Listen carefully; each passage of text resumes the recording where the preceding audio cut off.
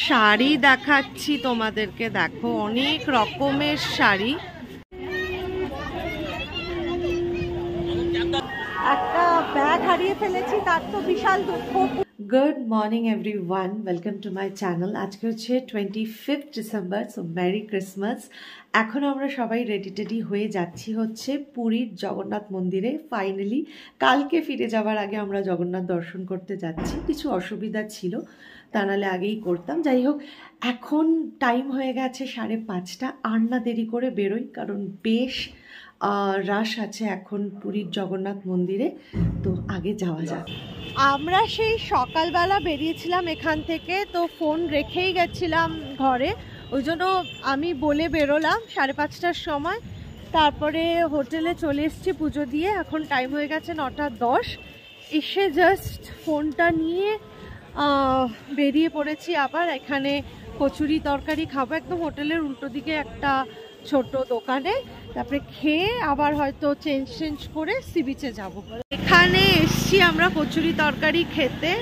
হোটেলের এই উল্টো দিকেরই চায়ের দোকানটাতে আমরা এসছি চা খেতে। 12টা নাগাদ আমরা সি বিচে এসেছিলাম, কিন্তু সি বিচটাই বেসিক্যালি এনজয় করছি, মানে চেয়ারে বসে আর কি, সমুদ্রের ঢেউ, তারপরে এই যে স্পিড বোট যাচ্ছে সেই সব দেখছি, এনজয় করছি।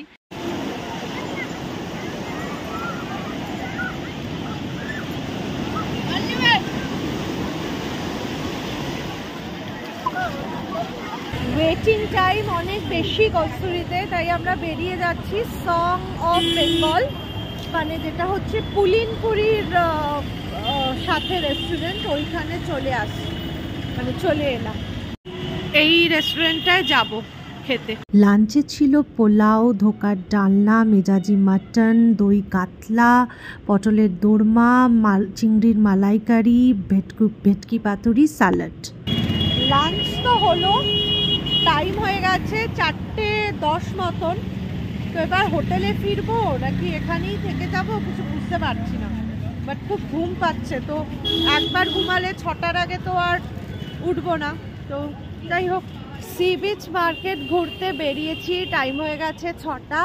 তো হাঁটছি এখন হোটেলের ওখান থেকে, একটু এদিক ওদিক খুঁজছি যে কোথায় কি পাওয়া যায়, আর মেনলি খাজা নিতে হবে আজকে। শাড়ি দেখাচ্ছি তোমাদেরকে, দেখো অনেক রকমের শাড়ি। আর একটা শাড়ির দোকানে এলাম, সম্বলপুরি এম্পোরিয়াম বলে। দাঁড়াও, দেখো এখানেও প্রচুর রকমের শাড়ি আছে।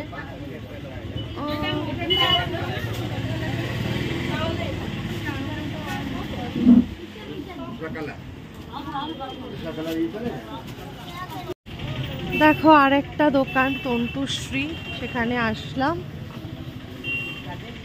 কিরকম কি দাম আছে জিজ্ঞেস করব। বিছানার চাদর দেখছি, বিছানার চাদরগুলো একটু দেখে নি। 250 টাকা, 250 রুপিস।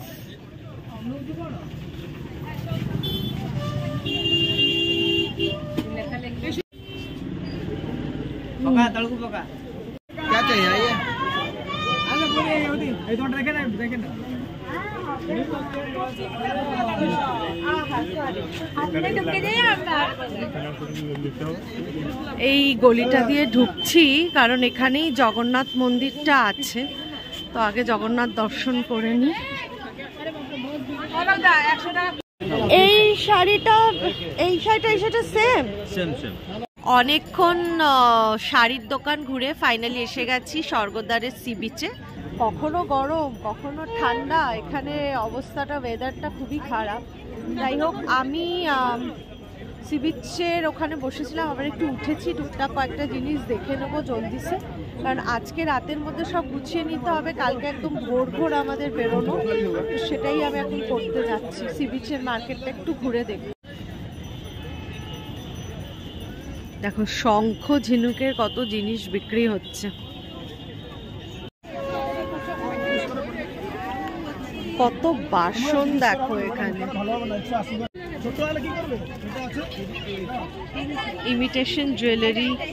এই ভাইয়ের দোকান থেকে আমি জিনিস নিলাম। ভাইয়ের কালেকশনও ভালো আর ব্যবহারও খুব ভালো। ওনার দোকানটা হচ্ছে মিও আমরের ঠিক উল্টো দিকে, একদম উল্টো দিকে পড়বে। টাইম হয়েছে এখন 8:30 আর এসছি একদম হোটেলের কাছের যে বিচটা, স্বর্গদ্বারের বিচে ছিলাম, কিন্তু একটু দরকারে আমি আবার হোটেলে চলে আসি।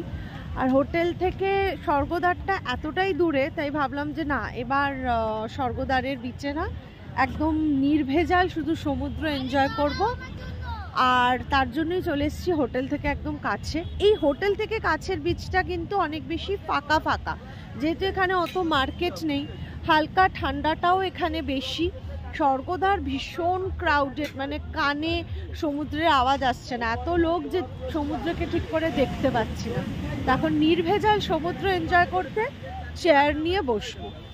এখান থেকে বসে সমুদ্রটাকে খুব সুন্দর এনজয় করা যায়, নির্ভেজাল সমুদ্র।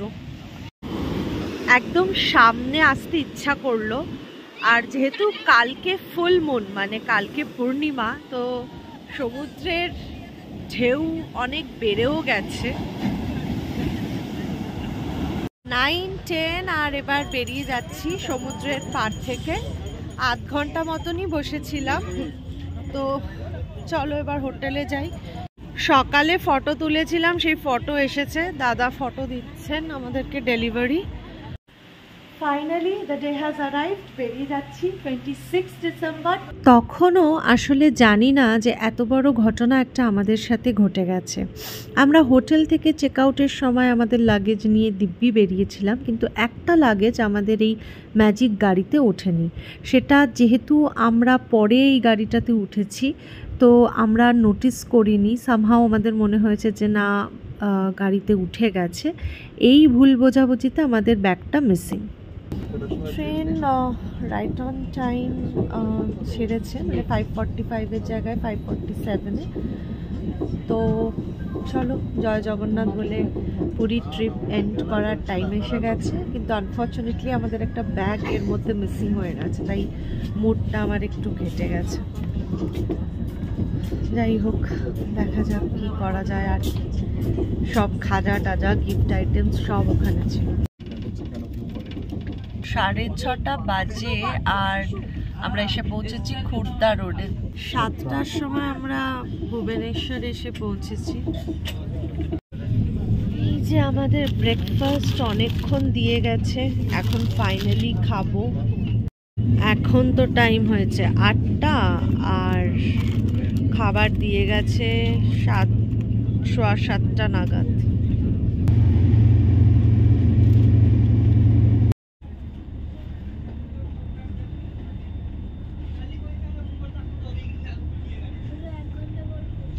ট্রেন এসে দাঁড়িয়েছে খড়গপুরে। লাঞ্চের কোয়ালিটি খুব ভালো না, মানে ভাত ছিল, পরোটা ছিল, চিকেন ছিল, ডাল ছিল, কোনো সবজি নেই, আচার দিয়েছিল একটা, আর এই যে টক দই দিয়েছে। তো যাই হোক, এটাই খাবো আর কি।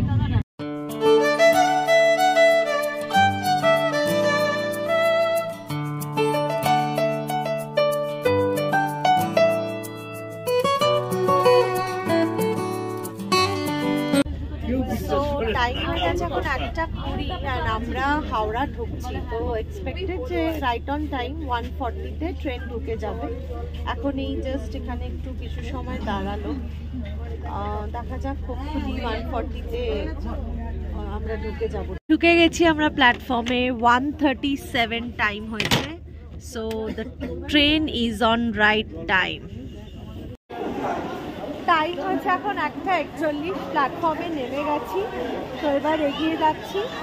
আর কি বলবো বলো, একটা ব্যাগ হারিয়ে ফেলেছি, তার তো বিশাল দুঃখ। পুরো গিফট আইটেমস ওখানে ছিল, আর মন খারাপ করে কোনো লাভ নেই। তাই এখন বাড়ির পথে। আর আজকের আমার এই ব্লগটাকেও আমি এন্ড করে দিচ্ছি। হোপফুলি অন্য কোনো দিন নতুন কোনো ব্লগের সাথে আবার দেখা হবে। আপাতত